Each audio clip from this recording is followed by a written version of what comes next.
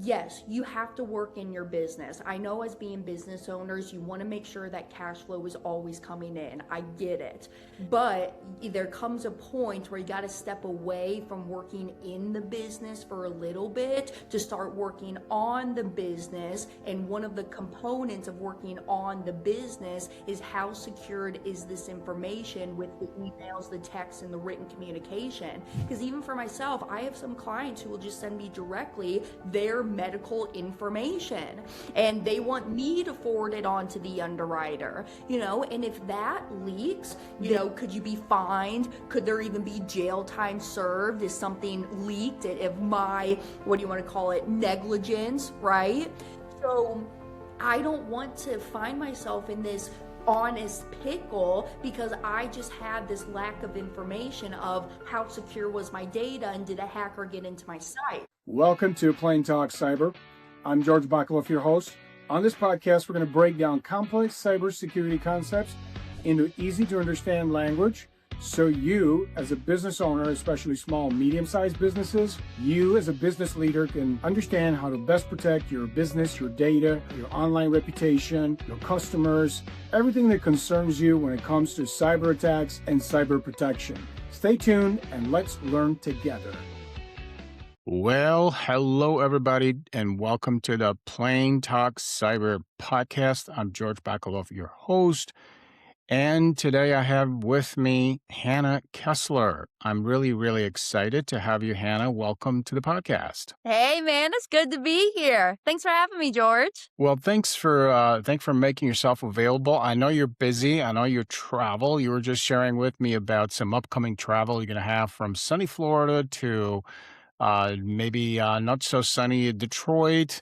I hope you have a good trip coming up to cold country. But either way, today we're going to talk about some other hot topics. Your hot topic has to do with money, and that's a pretty interesting subject. It's amazing to me how financial education with all the internet we have entire, you can go for an entire college education for free on the internet. You can take economics classes and still in 2026 in the 21st century, so much misunderstanding of, how money works, what money is. So we'll talk about that, and you'll give us, a little bit of a, more of a perspective from because that's what you do professionally.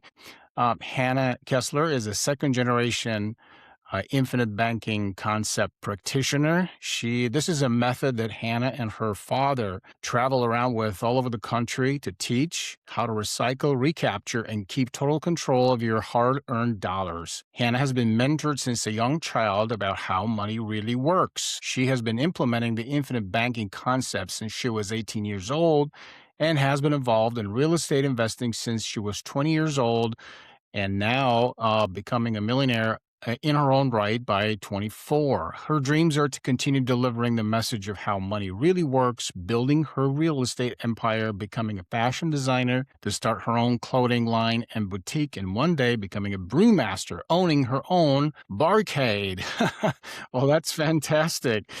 Hannah calls Daytona Beach, Florida, her home, and when she's not teaching folks the power of becoming your own banker, she travels around the country in her van with her cat.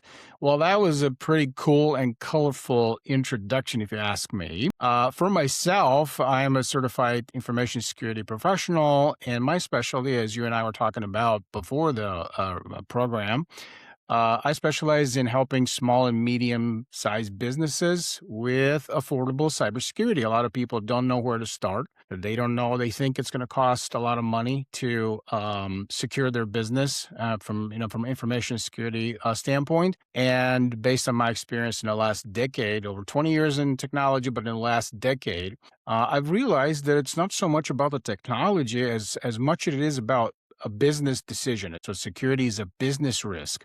And if I can communicate with business owners like yourself and all the people that you talk to on an ongoing basis, we find out that as people begin to change their perspective on what that really means, they begin to relate to it a little better. So I'm going to ask you to also chime in and have your questions on how security stuff works and how you see it in your business and what you do. And before we get going, tell us a little bit about your business and beyond the bio. Just what do you do on a daily basis? What do you get kick out of, and where do you see the results? Where do you see the most bang for your buck? Yeah, yeah. And I always say I'm the wealthiest woman living down by the river in her van, if you think about it. That's a good one. That's just what I like to do. I mean, because hear me out. Time is the only resource that we can't get back. I can always make more money. I can always buy more things. I can always invest my dollars. But it's really just the time freedom of how I'm spending my time, who I'm spending it with, where I'm spending it at.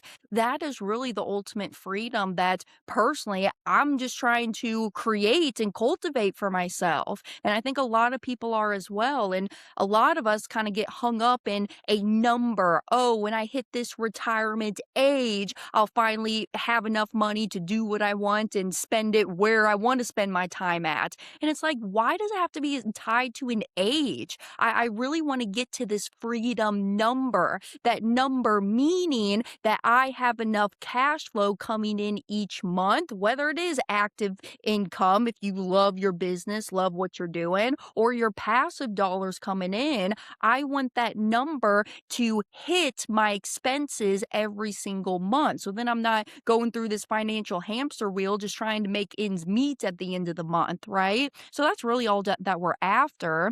But for me, and especially our business that we're in, when we're teaching people how to become their own bankers, essentially what this concept is talking about, it's called the infinite banking concept. And some of y'all may have heard about this before, but maybe it's never been explained to you in this way. And I mean, some of y'all, this is the first time you're ever hearing about this, and I'm about to challenge your conventional thinking when it comes to your money. Because when we go out, we have to go make money. As small business owners, we go make money because we got to live on this God-given earth we call America. And then when we produce our income, well, where do we store that money at? Well, number one, I could go keep it down at the bank because that's just where they keep the money at. But what these bankers are doing is they're using our money and they're making a good living using our money.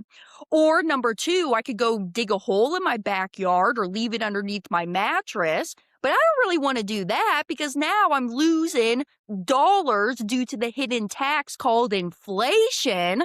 Or number three, I could go give it to my financial advisor who thinks they can manage my money better than I can, right? And that's like all of our options that we're given. So instead, what I do is I deposit my money inside of my private bank. Well, what is my private bank? A whole life insurance policy. Now I get it. Before everybody tunes out this episode, they're thinking to themselves, Hannah, I know everything there is to know about whole life insurance because Dave Ramsey and Susie Orman, they told me whole life is the worst place to invest my money, right? Like, I get it. If you go back and see more of our story of how we got into this back in 2008, I mean, it took Dad 2 years to start this stuff because he was a big Dave Ramsey's baby step follower. But this whole life policy, it has to be designed specifically for high immediate cash value. So it's not just that regular traditional whole life policy that can go buy off the shelf from our brother-in-law that sells life insurance. Because we all got a brother-in-law that sells life insurance, do we not? So no, it's got to be designed specifically to have high immediate cash value. So what I mean by that is when I put my premium deposit into this policy, immediately, my definition of immediately is within 30 days, there's cash value in there, and I can leverage that cash value and take it out to go do whatever I want. And there's different attributes why I keep money stored within my policies. Tax-free growth, the government's out of my hair, it's a protected asset. If I ever get sued, have a judgment lawsuit against me, no one can come after the dollars that are sitting inside of my policy. But then on top of that, it's still liquid. I can tap into that cash whenever I want for whatever I want. And then, not to mention, but there's going to be a death benefit on the policy, whether I like it or not. And it's not an if it happens, it's a when it happens. Then that death benefit money gets paid out to my family, a charitable organization, the business, whoever you name as that beneficiary, lump sum tax free at the time of your passing. So, specifically, when it comes to the cybersecurity space, because of the business that we're in, I mean, I have over 17,000 clients in every state of the country. And what we do, and just to give context around my company, The Money Multiplier, we're an independent brokerage. So we work with 6 different insurance companies and we help folks obtain the policy, design it properly for this concept, for their needs, their goals. And when we're going through the motions of that underwriting process, because again, at the end of the day, it's still life insurance. We have to go through and qualify on the health side for that policy. There's questions that the underwriter asks, right? In the application, they're going to ask for your social security number. They're going to ask for your income, your net worth, your doctor's information. And so with a lot of that secure data, we just have to make sure that our data is locked up, it's protected so that nobody can come in here and start seeing emails or text Right, messages right. and different things. And so Yeah, that's why cybersecurity has just been huge in our business. And George, you may have seen this as well, but I'm actually going to bring it up. We have our all team company meeting here in a few hours, and I've been noticing a lot of those phishing emails come through. I mean, right. obviously, talk about it with our I think mandatory, it's every 6 months you have to have that cybersecurity training with the team, and obviously we talk about it through there, but I'm going to bring it back up again because I'm like, hey guys, I've been noticing this in my emails. I just want to make sure that you're looking at that email address of where this is coming from so you're not clicking on any links you shouldn't be clicking on. Right, right. No, you bring up a great point, and really, when I'm listening to you, all I'm hearing is data, data, data, data. Data has become the lifeblood of pretty much any business, from a smaller business to a medium size to an enterprise. It's all about the data. And in your case here, you got policies, you got documentation, you got to keep that data secure. You got to make sure only the right people have access to whatever data you're storing or transferring, right? Yes. And so we are, as professionals, as cybersecurity professionals, we're here to serve you, businesses like you, to understand how to best protect yourself, your partners, your customers. You mentioned a pretty impressive number of businesses that you're serving and clients and so forth and so on. So let's go roll back a little bit and talk about that. First of all, I'm imagining when your dad started this or whatever point back in time, you probably have seen the trend. Paper is on its way out and digital is pretty much replacing everything, correct? Right? In your business, I'm guessing. No, and actually too, yes, to answer that question, before we got into this business, my dad was a chiropractor. And when I was living in Kansas City, I'm now down here in Daytona Beach, Florida. I always say I'm never going to change my Floridian residency. I love living down here. But my first ever job when I was 14, I was his CA, his chiropractic assistant. And I remember the exact moment where we had to digitalize all of those files that we were storing for the patient and having to Yep. upload it in that Silk One software Right. back in the day. Right. Yeah. I mean, it's inevitable now, like you said, in healthcare, finance. I mean, pretty much in every important area of like government, every important area of life right now, there's data that has to be stored. And And essentially, the cornerstone of cybersecurity or information security, as I would like to call it, is the confidentiality, which means that secrets have to remain secret, right? Integrity, you cannot change information if you don't have the right to change it. And availability, it has to be there available whenever you want it. Nobody can lock it up or steal it away or whatever it is, right? So this triad, the confidentiality, integrity, and availability triad always kind of has to be applied. And we see it applicable to small business all the way up to enterprise, right? So you've seen that transition from paper to digital. And now that we have digital, the question is, and here's why we have this podcast is I'm curious and I really would like to know from your perspective as a business owner. You mentioned something really important. 90% of all cyber attacks have to do with email. That's like the entry point. Have to I do didn't with, even know that statistic. That's huge. yeah, 90% of all cyber attacks have to do with phishing emails. Why? Because phishing email, once it bypasses the filters, email filters, if someone clicks on that attachment, or sometimes even just a picture, like a signature, it could be malicious, right? You click on that signature, you click on that picture, it could be a file that can get executed onto your system and take over your system and steal important information, right? And or someone can click on a malicious link, take them to a website where they can surrender their password, thinking that they're resetting their password, or they are filling out a form of some kind, right? So now we have the secretary at the office, we have her username, we have her password. Next, we can impersonate her. We can ask her to, write up an email and take over her system and then impersonate her to you or a colleague or something like that. So there's multiple scenarios how this can go. And you mentioned, kudos to you for being vigilant and observing, because that's really what's important is like having awareness.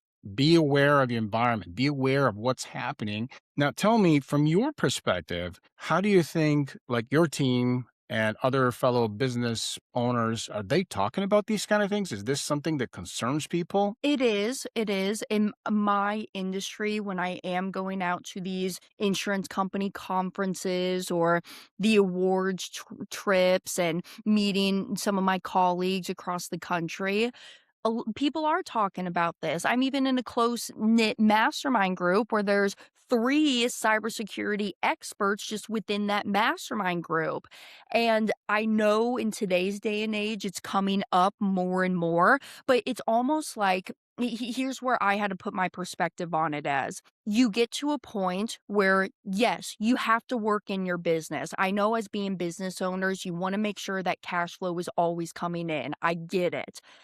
But there comes a point where you gotta step away from working in the business for a little bit to start working on the business, and one of the components of working on the business is how secured is this information with the Absolutely. emails, the texts, and the written communication. Because even for myself, I have some clients who will just send me directly their medical information, and they want me to forward it on to the underwriter, and if that leaks, there could be now given I haven't looked into this of, could you be fined? Could there even be jail time served? Is something leaked of my, what do you want to call it, negligence, right?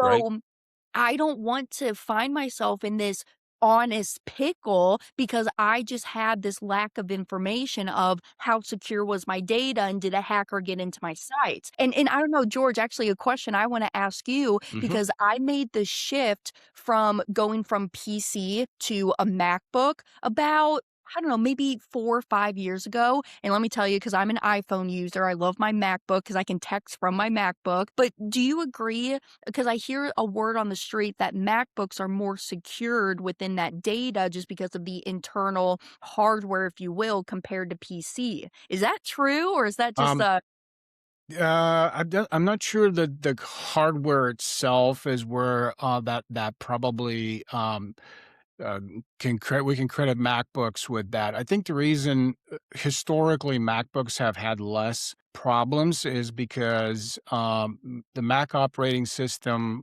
owns a much smaller share of the market, the total market, right? I think they're hovering anywhere between 6 to 8 or 10% of all users, and it's been like this for a really? long time. Okay.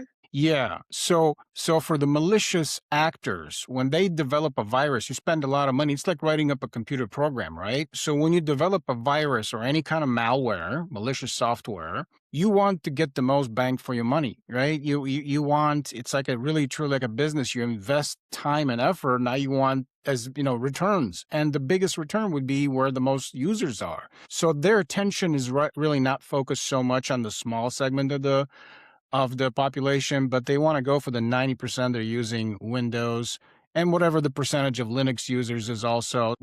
So for many, many years, the way Mac systems and Linux systems operated is that they required the administrator to give the rights and to execute. Windows users, you can execute a program maliciously much more easier. That's changed quite a bit. So Windows systems are more secure now than what they used to be. And I think at the end of the day, um, whether you're on Mac or Linux, you mentioned phishing emails. It really makes no difference whether you're on a Mac or Windows system or Linux, because phishing email is a completely different type of an attack. It really takes advantage of the human distractedness, like people are not noticing what link they're clicking on. And once you're taken to that website, it makes no difference on what machine you're using. You're now onto somebody's website and you're interacting with a malicious website, and you're being drawn into whatever scenario to surrender data, right? So yes, it is in a one way. It's better to be on systems that are less targeted by criminals, right? That will keep you safe.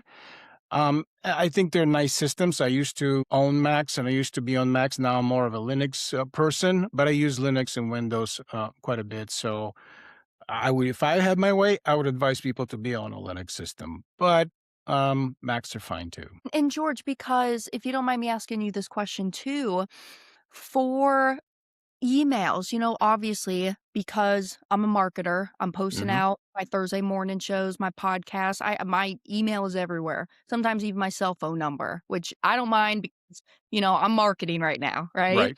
Yep. You want to be found. You want to be found. I want to be found.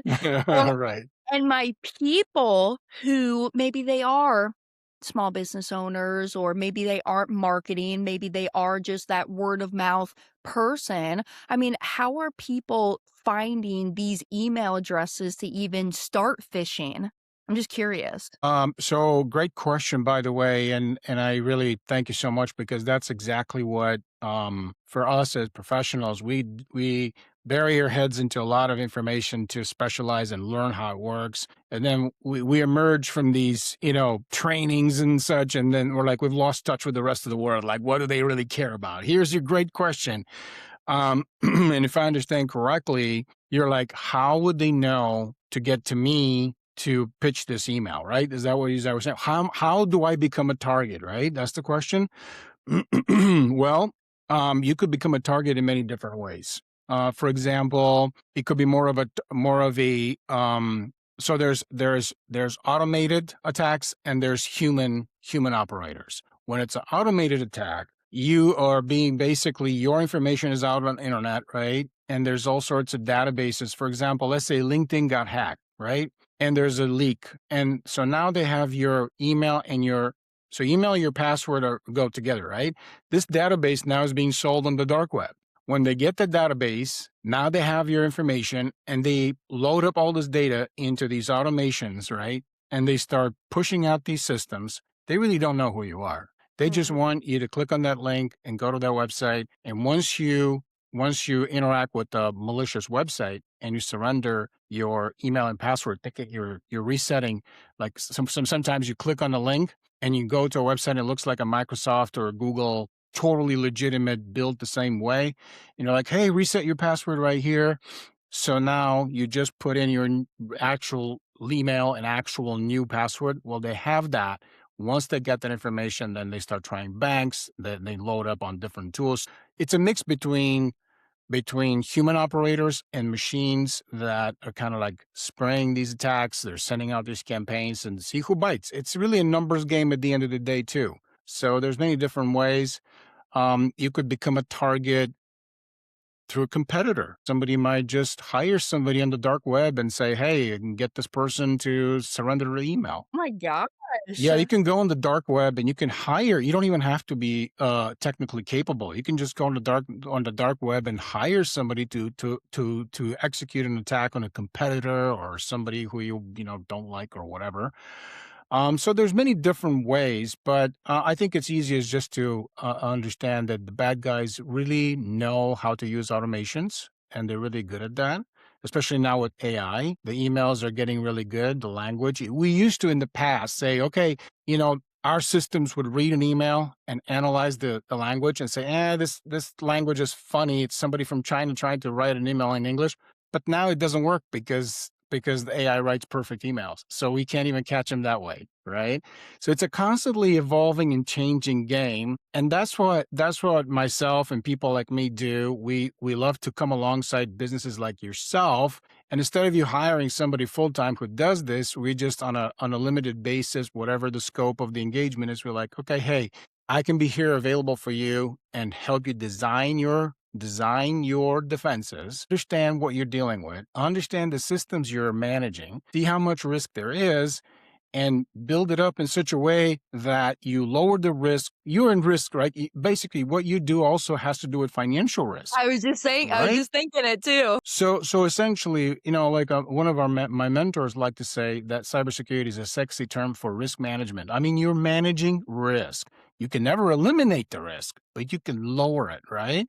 And so similarly to the risk of losing money, you can never eliminate that risk, but you can manage it better. Information security is the same way. You can design the safeguards, and if they're well designed, they will lower the risk and keep it to a manageable space, so you're less exposed, basically. That's right. That's right. And that's where I think both of them play hand in hand together with the infinite banking concept and cybersecurity. It's just protecting my vault. That's really all it's Yes. about. My Right. vault is my business, whether it's my book of business, all the contacts in there, the leads that I have, Yep. or is it my vault of where I'm storing my money at? It's just how can I protect the vault that I have? And at the end of the day, I just always come back to this one saying, I can only control what I can control. And if I can control the banking function in my life, if I can control how people are accessing the data in our secured sites, I'm going to take the measured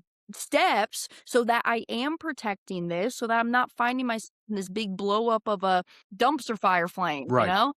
Well, and that's a great point because actually, to be really honest, and this is a little bit of a shock to a lot of people, but the best way, and it's what I found out in my conversations with business owners like yourself, is say, listen, the best way to design defenses is from a perspective of, what happened if you were breached, right? What would happen if you all of a sudden, if there's malware on all your systems or they're taken over? One time, excuse me, one time I was part of an incident to where one of our clients, excuse me, they became a victim, and the bad guys took over their entire system, and they were using their systems to send out malicious emails. So sometimes it's not that they're after your data. They will get into your cloud or they get into your Microsoft tenant, and they'll take over and they will use it to send out malicious emails. So now your reputation is tainted because your IP address is associated with the malicious campaign.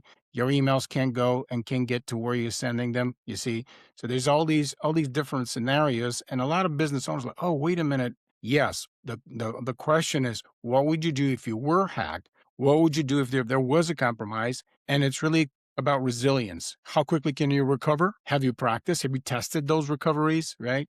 Do you test them on a regular basis?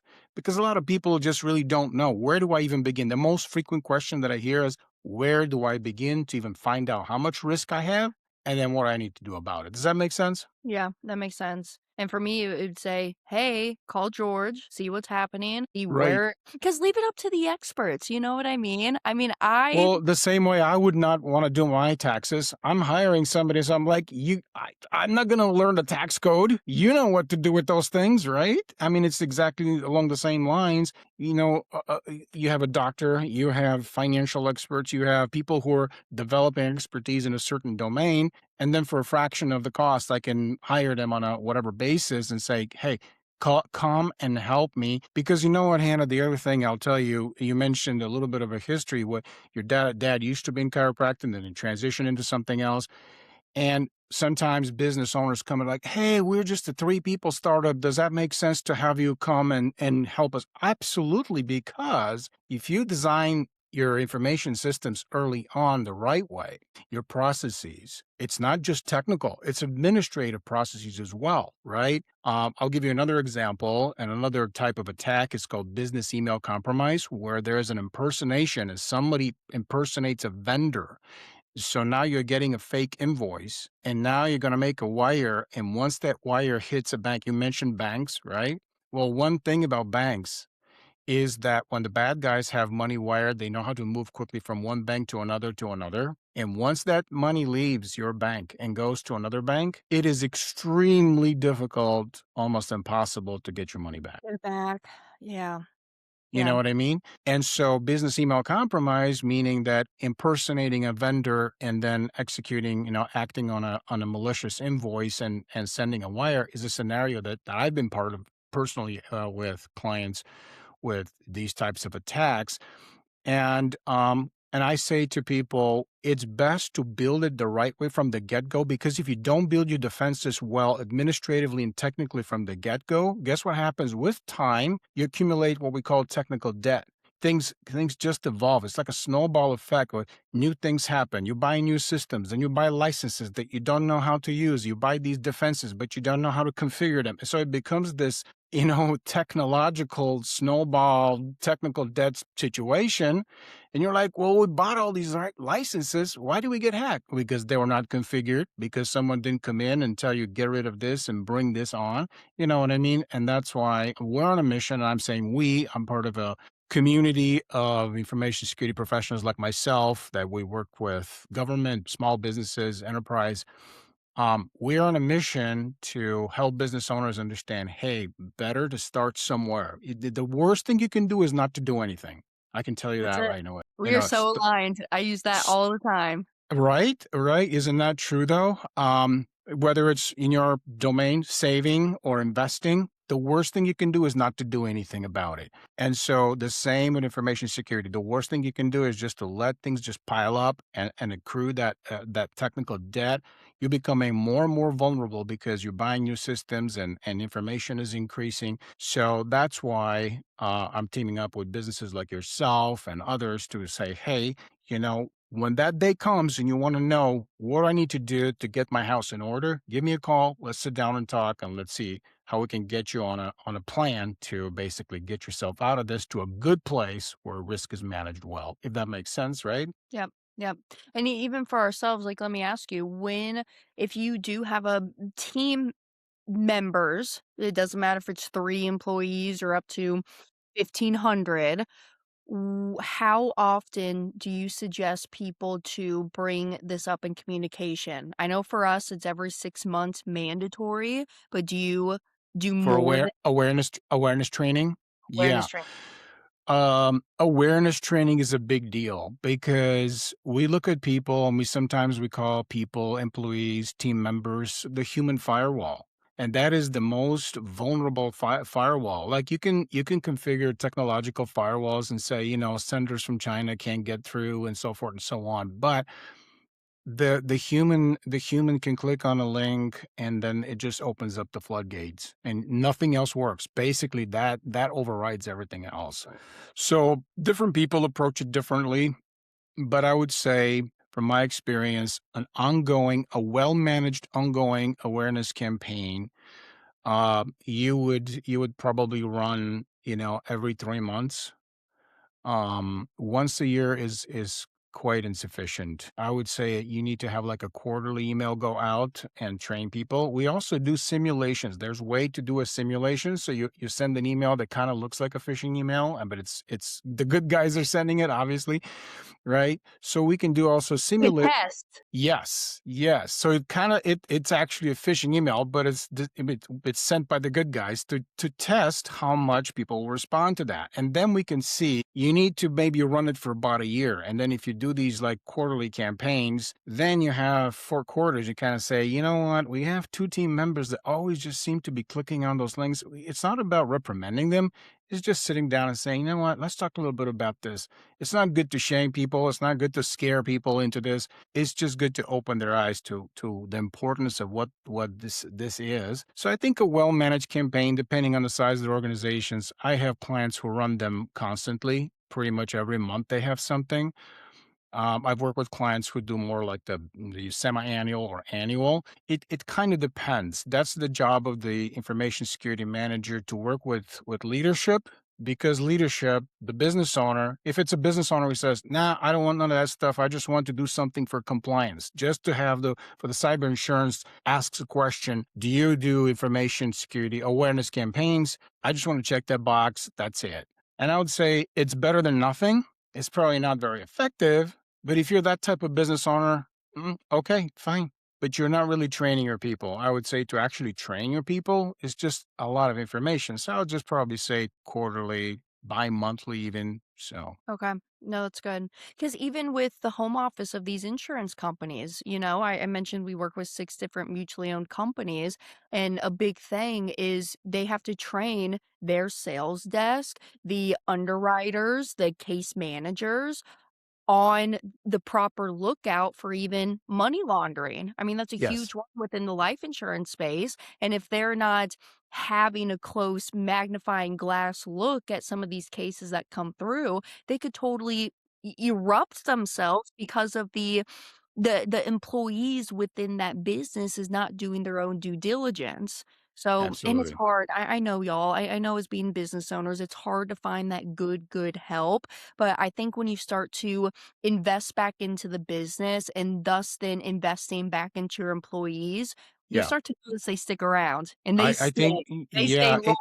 you know what I do? I do monthly roundtable for business owners because, like, imagine the way we're talking, you and I right now, but just add maybe 4 or 5 more people. And it's just really cool because they get to talk with each other about, oh, this is happening with you, and have these questions. So, but the question I always ask in the beginning is, who has had a breach and who hasn't? And the people who've been breached, that have experienced, a serious breach into their organization, they listen differently. They've experienced the effect, the impact of data being stolen or someone stealing their identity or whatever.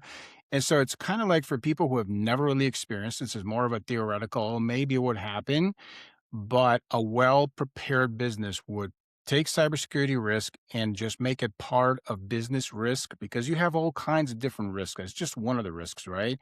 But you would not push it off into IT and say, well, we got an IT guy, Johnny in the corner. He's figuring out computers. No, this deserves to be looked at seriously, because IT has to do with configuring a system, whether it's a server or a computer. IT guy needs to see that it's working, and that's it. Just like the guy who builds your house, he's not responsible to keep the house safe. He's responsible to give your house, the lock works, the door works, right? But then he walks away. It's not his job to keep the house safe. What Same do you way mean with, he's not standing outside my front door? so IT guy says, here's your server, here's your computer. Yeah, right. And then from that point on, you're in charge of that system.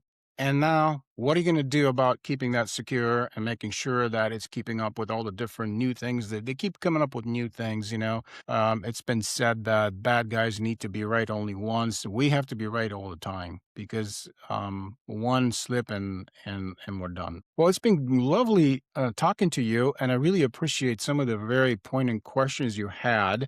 Any closing thoughts, or like any word of encouragement for fellow business owners on this? I think you already had some really good thoughts and input, like, invest in your business, invest in your people, train them. This is really, really important. And that's one of the things I do as well. I work with business owners to design awareness campaigns and, make sure that it's something that's quality. You analyze it well, you see where the weaknesses are, you manage it well in time. That's one of the things that we do. We also do tabletop simulations. In other words, we bring the business together and we go through a scenario. Okay, if this happened, then what would happen next? What would you do? Do you talk to cyber insurance? Do you talking to law enforcement? Do you talking to the bank? So we do these tabletops where we actually go through the scenario of what happens when there's a cyber incident and how do we respond to be better prepared when this happens. So there's many different ways you can prepare yourself better, and that's what we offer to our customers. I mean, just biggest piece of feedback is that you always have to plan for the worst. You gotta live in the present. I mean, I think that's where people start to get anxious. They're thinking so far ahead into the future. It's like, you don't gotta think so far ahead into the future Right. all the time. I mean, it's important to plan. Yes, don't get me wrong. As my father always says, a failure to plan is a plan to And to fail. fail, yes. But I think it is important to plan for the worst case scenario, but then definitely just live within this present moment. And that's what I think about when I think about cybersecurity. I mean, is it something that I need to do? Absolutely. Is it Yes. on the highest of my priority list when it comes to my business? Honestly, no, but it is Right. important and I need to Yes. make sure I'm doing that Exactly. because given, and Exactly. George, I know you know this, but like I said from the get-go, business owners, we're thinking about acquisitions of You leads, we're gotta thinking make money. You gotta flow. make money. That's it. Yes, and Absolutely. cybersecurity kinda comes down here, but at the end of the day, I'm not ignoring it. It's not sitting on the Yes. shelf for years and years and years. I'm actively picking it back up, but maybe not so much as I would in other aspects of my business. And I think when Absolutely. people start to understand that it's not a lot of money, it's not a lot of time, and if you just get yourself set up and just have it roll, and especially if you have somebody that's an expert Yep. with that field, 'cause Yep. hear me out, I wanna work with people that is all that they do. 'Cause have you ever been introduced to somebody where they're an expert in all of these little things? I believe that you Right. can't be an expert in You can. everything. Absolutely true. Right, you gotta have Yep. your one niche, Yep. nail that down, this is where I'm the expert in, and then I'm gonna go hire out elsewhere. So, I ain't gonna do my own cybersecurity, I'm not gonna do my own bookkeeping, I ain't gonna be filing my own Exactly. taxes, but I Exactly. have those experts in those fields that those are the people that are helping me. Absolutely. Absolutely. Well, you nailed it. And I thank you so much for hopping on the podcast and helping us to decipher the otherwise a little bit mysterious and annoying concept of keeping yourself secure online. It has to do also with personal security. At a family level and a personal level, I recently had someone who was telling me, it's like someone sent them an email and they're trying to get to they're trying to compromise their Netflix account. I'm like, who wants to take over my Netflix account? For goodness sakes! I mean, it's annoying, but it's also scary because it's like if someone is trying to do that, what else is going on? Digital now is just taking over our lives. That's why we're just kind of like going around with this message of like, hey, do something today and now. Don't leave it for, kick the can down the road until you get compromised. And then the damage is just the cost associated, the losses associated with the damages are sometimes just significant. A lot of small businesses go out of business when there's a serious data breach, Wow. especially if law enforcement gets involved. It could put you out of business because if there is a serious problem, let's just say a terrorist network compromised someone's business and they took over and they used it for malicious information. When those boys come and they put the yellow tape around your business, you have no access to your stuff. You're done. You Yeah. cannot recover from that. And so a lot of people just really kicking the can down the road, thinking that's a plan to survive, but it's not. So I appreciate you not being one of them, and you and your dad sounds like you make a great team. And so You it's don't wanna been, see what happens behind the door sometimes. hey, that's a working environment. What do you call it? That's I'm just like, "You work. would not say the same thing to another employee or team member." Exactly, exactly. Well, No, that's Hannah, wishing you the best. Where can people find you and your organization to get in touch with you guys to potentially look into some of the things that you're offering? Yeah, man. Yeah, yeah. So our you can go to our website, themoneymultiplier.com. I would even I'll even give y'all a free resource. I definitely recommend to read the book Becoming Your Own Banker by R. Nelson Nash to see what this world's all about. But honestly, y'all, if you send me an email, I will even send you a copy of our book, Mapping Out the Millionaire Mystery. So just send me an email. It's my first name, Hannah, spelled the same ways forwards and backwards, Hannah at themoneymultiplier.com. Just see what it's all Well, about. that sounds fantastic, Hannah. It was great talking to you. Your dad's done a great job raising you as such a just a forward thinking and successful entrepreneur in your own right. Great speaking with you. I look forward to staying in touch. And thanks for being on the podcast once again. Absolutely. I'll be back anytime. Just let me know. Thank you.